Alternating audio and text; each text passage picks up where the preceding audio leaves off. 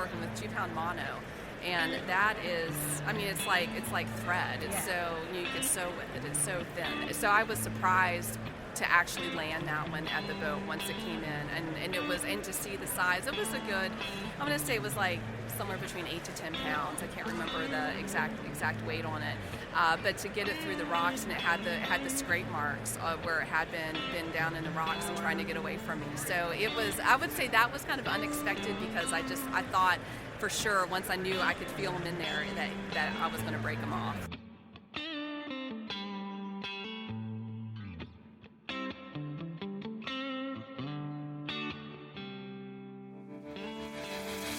Welcome to the Woman Angler and Adventurer podcast, inspiring real women with a passion for fishing and the outdoors to go get their adventure on.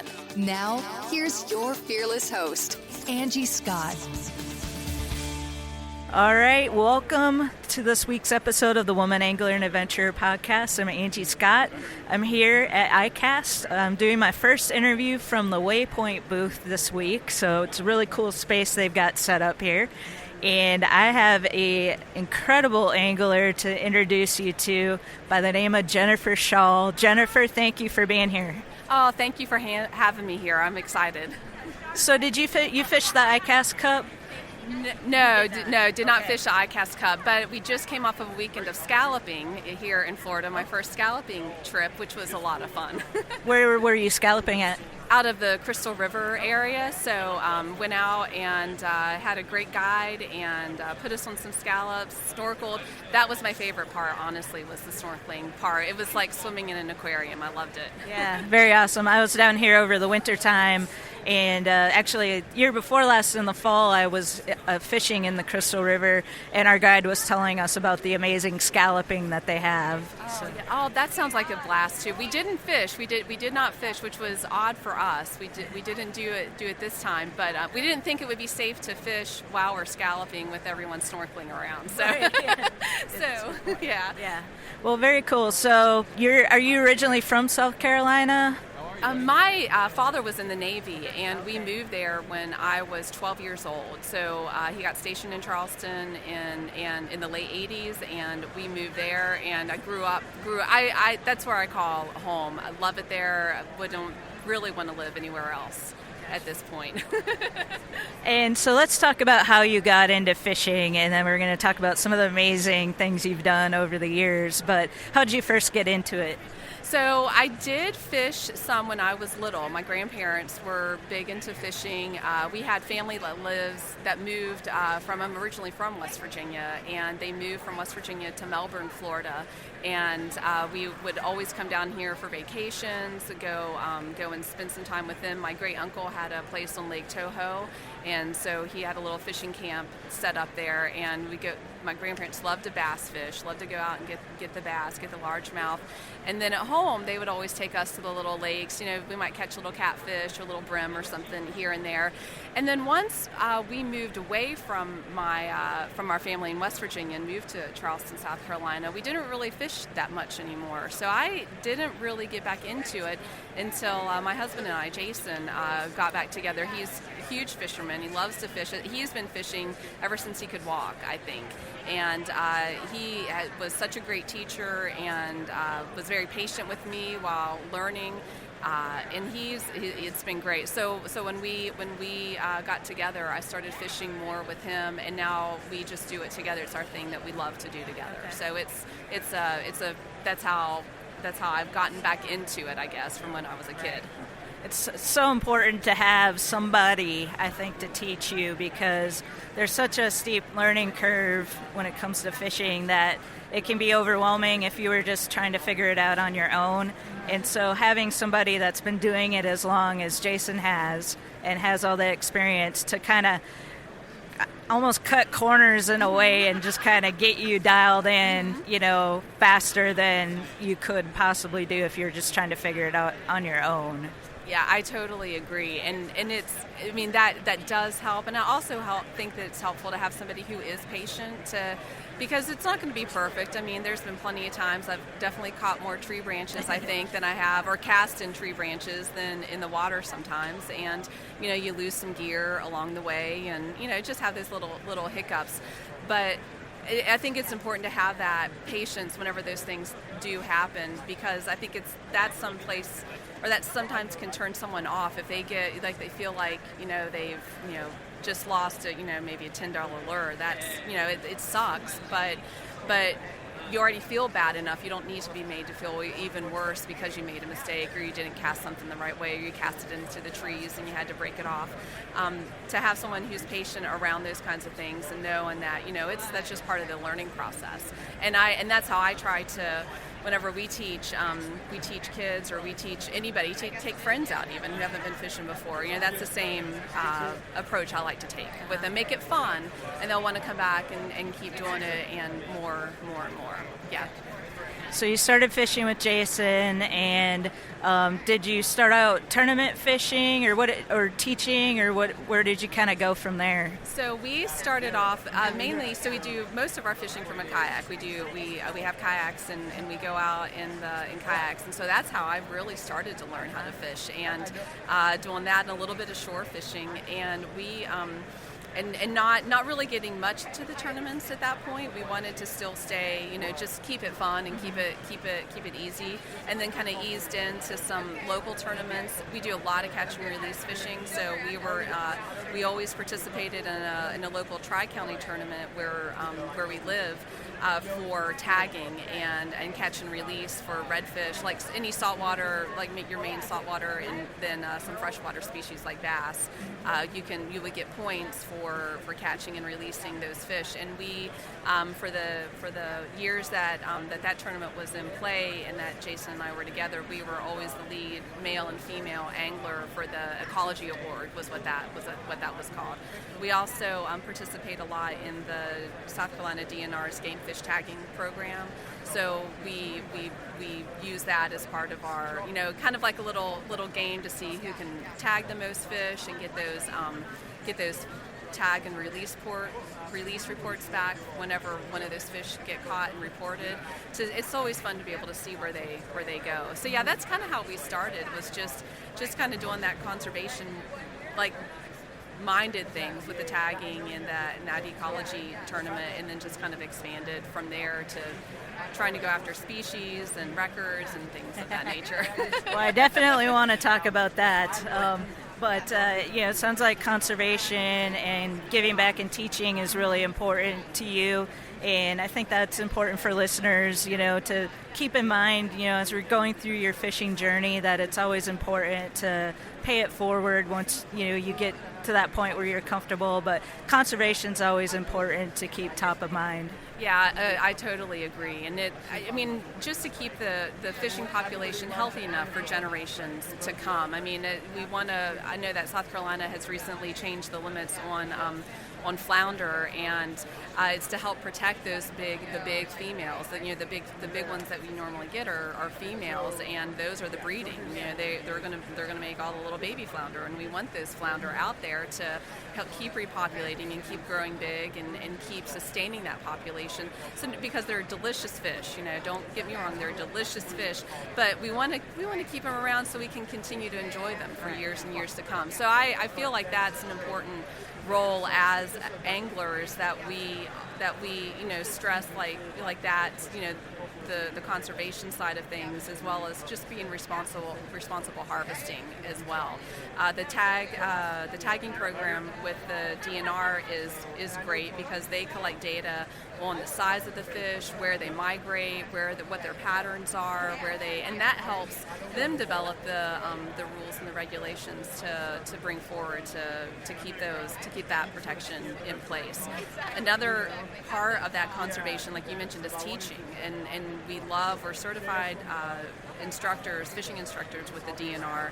And so when we hold clinics, or even when we just take friends, family out on our own and teach them to fish, covering everything to help keep, especially for doing catch and release, how to handle the fish safely, especially, the difference in the temperature.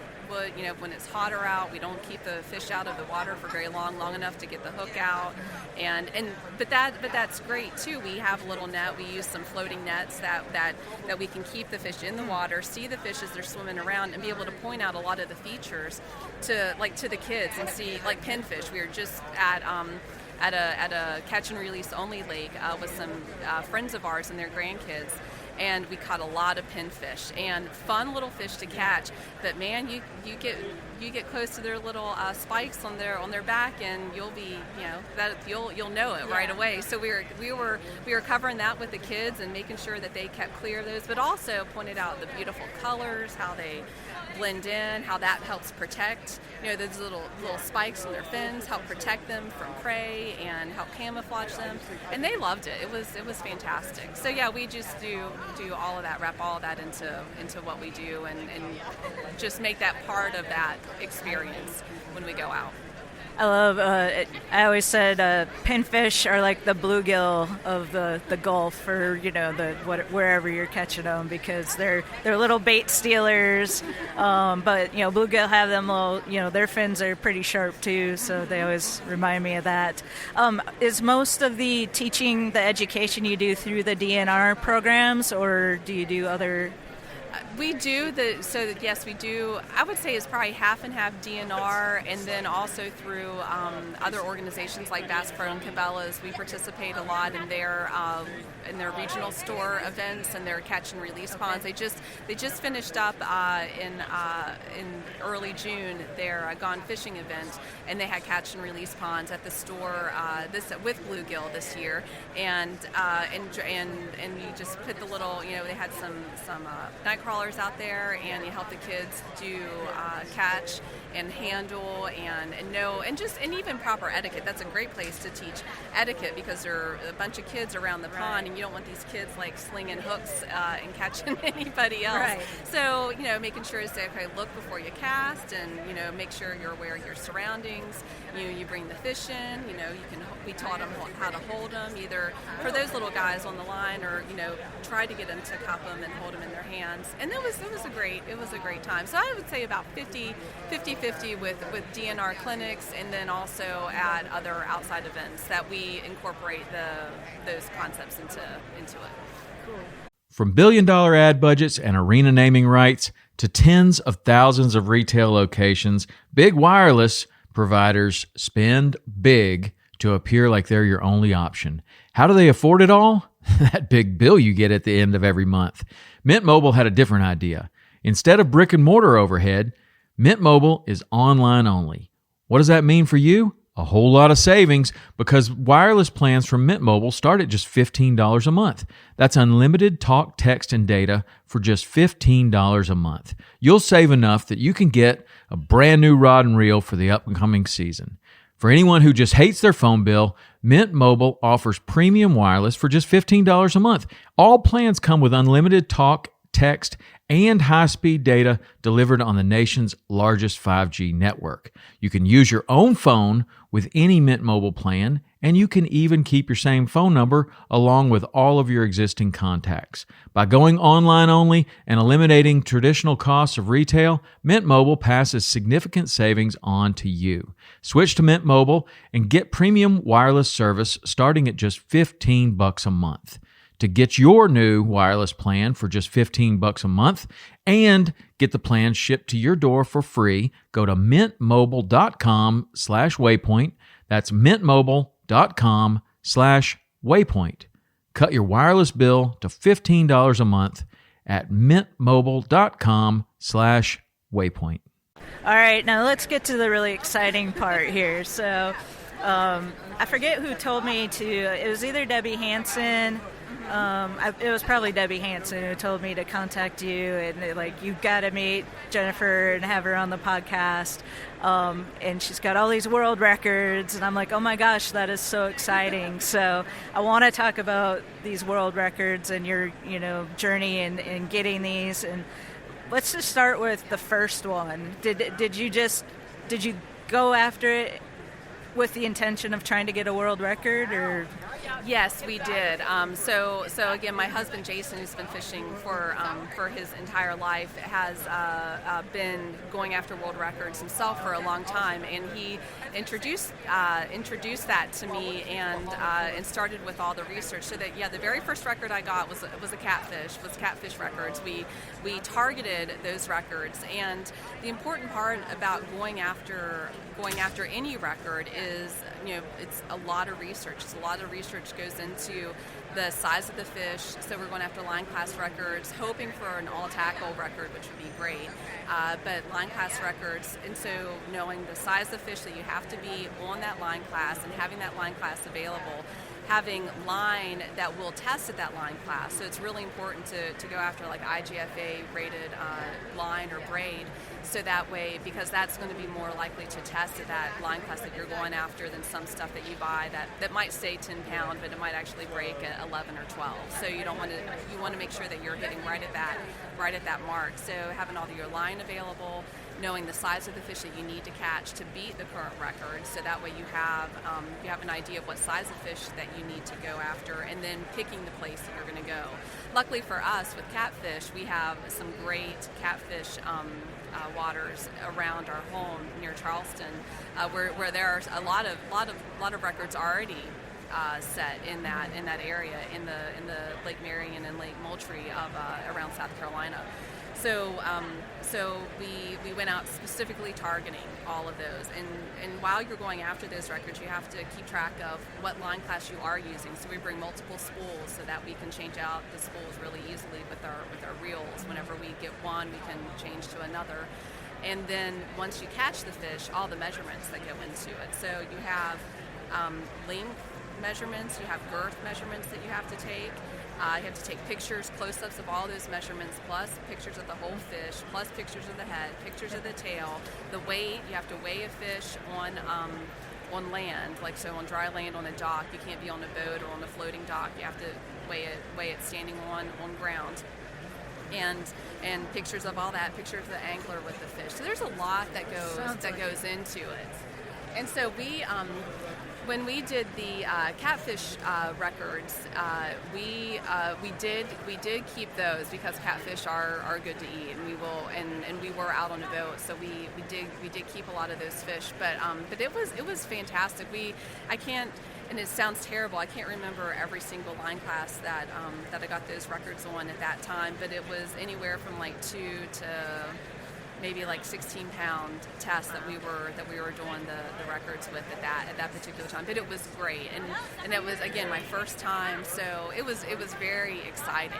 The second species, the record I got was a grouper on 2-pound test, a gag grouper that we caught out of Tampa, and again went with a friend of ours who knows where to target them, but still did all the same thing, researching the weight that we need and the size of the fish that we need and when to go get them. And that one we did release, and I'm big on that now too. I want to release a lot of the fish, like if they're going to get me a record, I want to see them swim away. So there have been times where we've caught fish that would have been records that we've bypassed that whole process because we don't want to keep them out of the water. We don't want to have to drag them back to land and so forth. Right. But it is pretty exciting. We do the process once you get home and you have all the pictures. You have to send in line samples. You have to send in the lure or the hook that you used.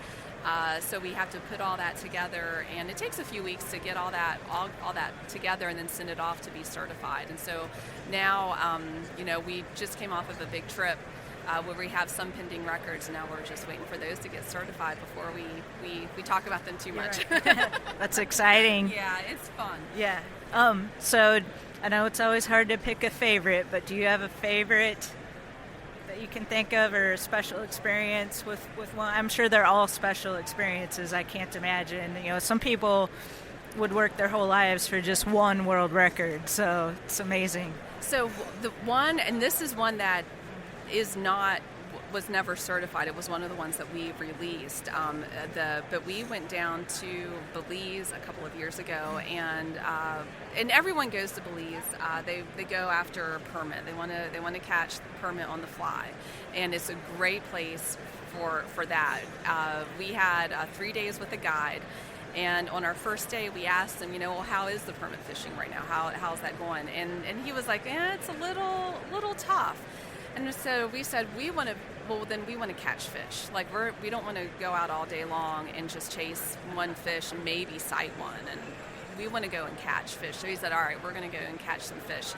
And so one of the fish that's in that Caribbean area, in that Central America Caribbean area, is a fish called a bay snook, and it's a freshwater, or it could be a little bit brackish water, live in brackish water, and they look kind of like almost the colors of like maybe a peacock bass, a smaller peacock bass. But their mouth comes out, the way they feed is a tube. So whenever they go to eat something, they make their mouth into this big, long tube, and it looks kind of like a little vacuum, and they just suck up their food and go back in. Something you can't find in the States, can't find anywhere else. And so we went on this big adventure to get to a freshwater area from the launch point where we were. Drove about an hour, ported the boat through this old rickety dock that had holes in it, and through this marsh until we got to this little freshwater area. Got in there and caught this bay snook. Funny, Jason was fishing with a little tiny hook. Caught a minnow, caught a little belong, and I used that to put on my hook, and that's what I caught my bay snook on. Nice. And it wasn't a very big fish, but because they're not easy to catch, and people don't go to Belize, they don't target these. They don't go to Belize and say, I want to catch a bay snook. That's just not, they don't hear that. And so there's really not a whole lot of like any records or anything on them. So it would have, I think it may have even been a new species that wouldn't have been in the IGFA. I'm not certain on that, but there weren't very many. And so what we caught would have been a record, but we would have had to go all the way back to land. We couldn't stand in the water. There are crocodiles around, so we couldn't stand in the water to weigh it. And so we released it, took some pictures, gave it a little kiss, and let it go on its way. But that's probably one of the most memorable record, non-record, I guess, right. that I've gone after. Beautiful fish, beautiful setting. Yeah. So unexpected one, really, I guess. Or were you kind of thinking you were? Unexpected. I think whenever we went after that gag grouper, it was on 2-pound test, and I can't remember the exact weight, but it was a good size fish. I thought I was going to lose it. He went into some rocks. I could tell he was going in the rocks, and we were working with 2-pound mono, and that is, it's like thread. It's so you could sew with it. It's so thin.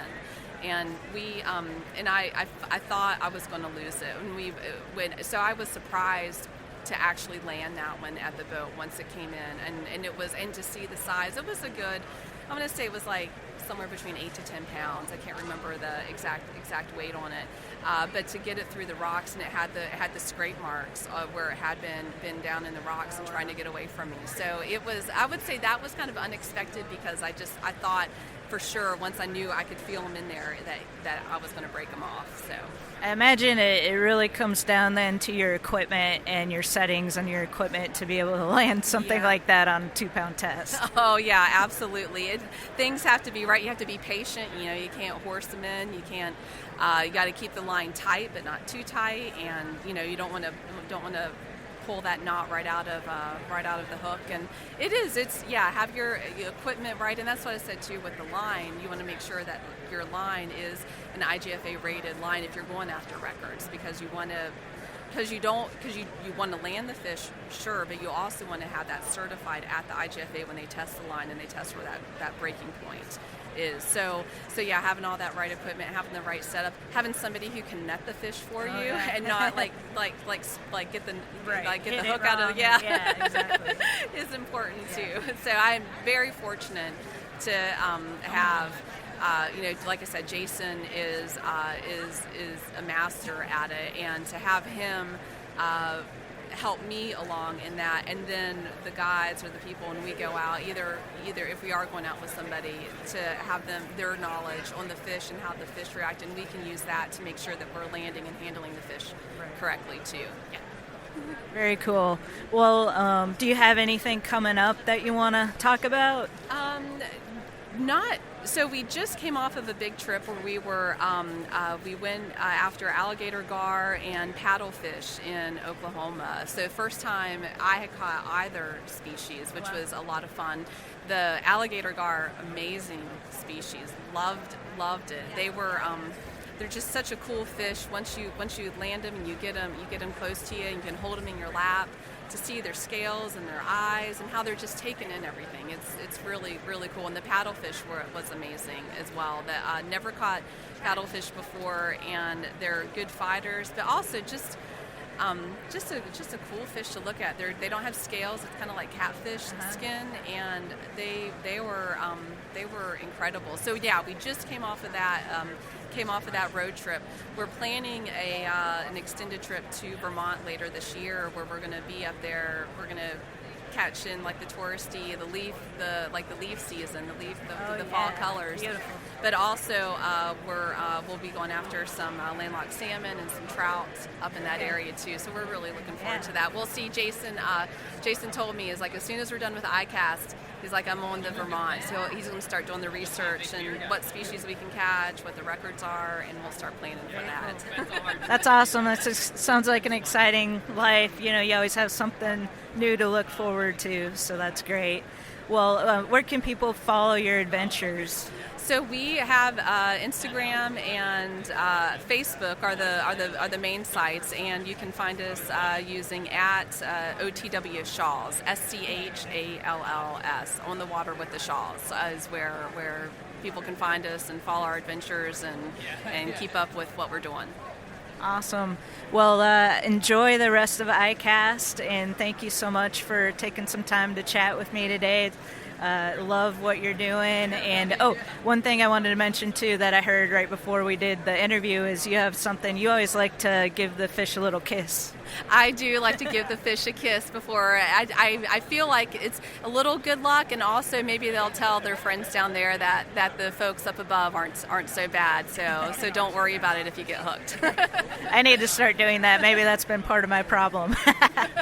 But anyways, thank you again, and we'll look forward to following your adventures and seeing if these world records get certified, and your Vermont trip and all the things you got coming up. All right, thank you so much for having me. I've really enjoyed this, and I hope y'all have a good show too. Thank you.